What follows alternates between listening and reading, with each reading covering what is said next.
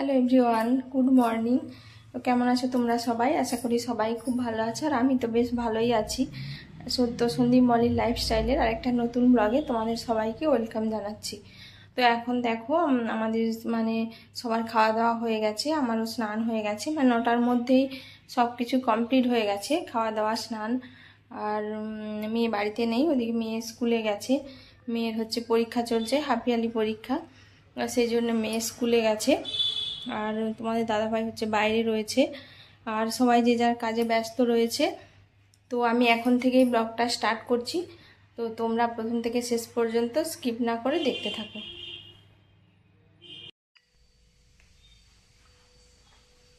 কেমন হয়েছে পরীক্ষা? ভালো হয়েছে তো? ভালো না খুব ভালো? দিয়ে আসো, বাবাকে দিয়ে আসো।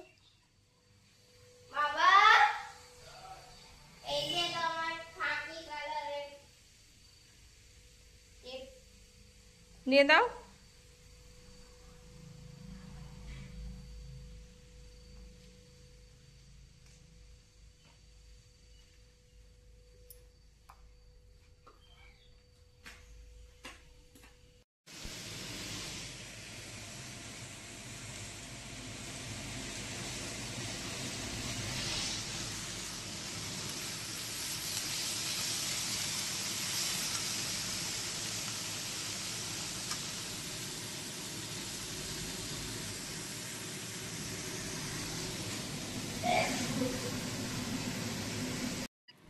তো দেখো আমি রান্নাঘরে চলে এসেছি, আর আমাদের আজকে খিচুড়ি হবে। ভোরবেলা থেকেই খুবই বৃষ্টি হচ্ছিল, তো এখন একটু ওয়েদারটা ভালো হয়েছে, কিন্তু ভোরবেলা থেকে ভালোই বৃষ্টি হচ্ছিল।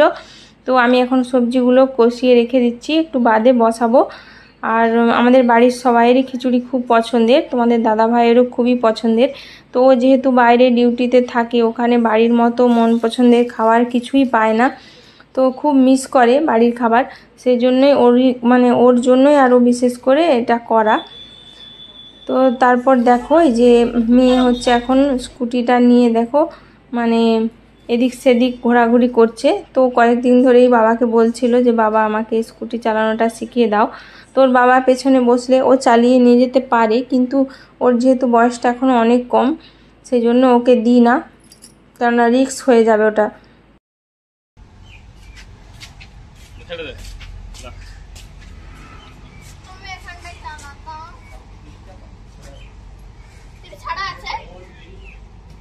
नाम सांगू तू गाडी तेल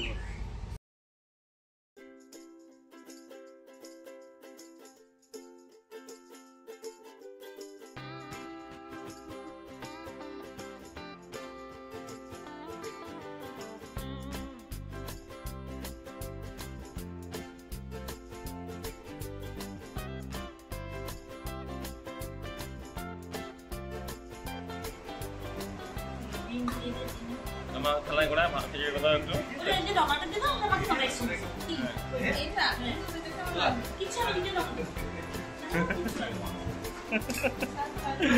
না না মা গোড়া এটা খিচুড়িটা দাও, এটা মা থালাটা খিচুড়িটা দাও একটু ঘুরে যাওয়া দিকে ভিডিওটা ছাড়ো আবুজি।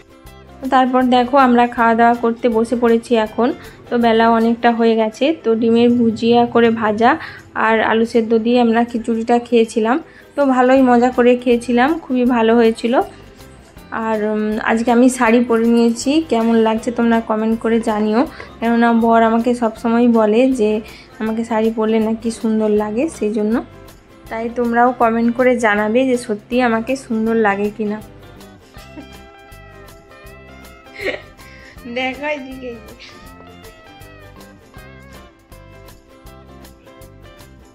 ফোনটা দেখাও, সব সময় ফোন নিয়ে ব্যস্ত থাকো। দেখো ফোনটা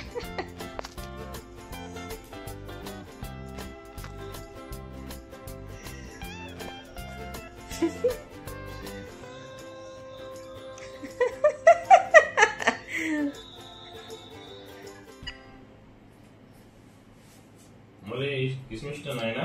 না কিসমিস নেই।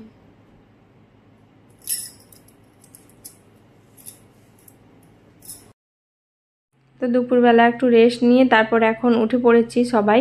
তো বরকে চা করে দিয়েছিলাম, ও চা খাচ্ছে। আর আমি ওর সঙ্গে কথা বলছি দেখো, আর মেয়ে হচ্ছে ওই রুমে রয়েছে, মা বাবার রুমে। ওই যে দেখো একটু মানে ঘরে শুয়েছিলাম, তারপরে যে দেখলাম ভীষণ মেঘ করেছে বাইরে। তো তোমাদের দাদা ভাইয়ের যাওয়ার কথা একটা জায়গায়, তো কি করে যাবে সেটাই বুঝতে পারছি না। আর বৃষ্টি প্রায় নামলো বলে, আর আকাশটা দেখো তোমাদেরকে দেখাই কিরকম ঘোর অন্ধকার হয়ে গেছে।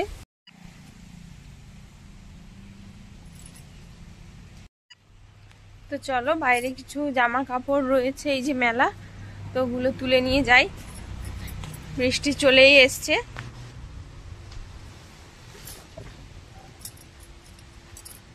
এই বছরের বর্ষাকালটা মানে শুধু বৃষ্টি আর বৃষ্টি করেই কাটছে।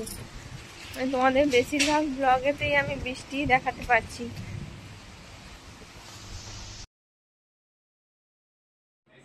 তো এই যে দেখো আমি ঘরে চলে এসেছি, বাইরে ভীষণ বৃষ্টি চলে এসছে, সেই জন্য তো আমি ভিতরে চলে এসেছি। আর এই যে বর দেখো উঠেছিল আবার শুয়ে পড়েছে, এই যে ফোন আর ফোন, এই আর কি। আরে বৃষ্টি দাদা, এদিকেও বৃষ্টি, তুমি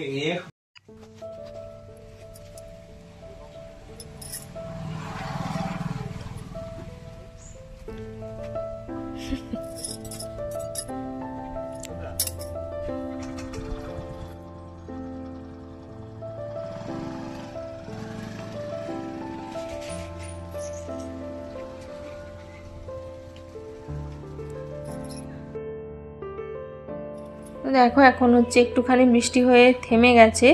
তো তোমাদের দাদাভাই যাবে বলেছিলাম না, তো ওখানে চলে গেল দেখো।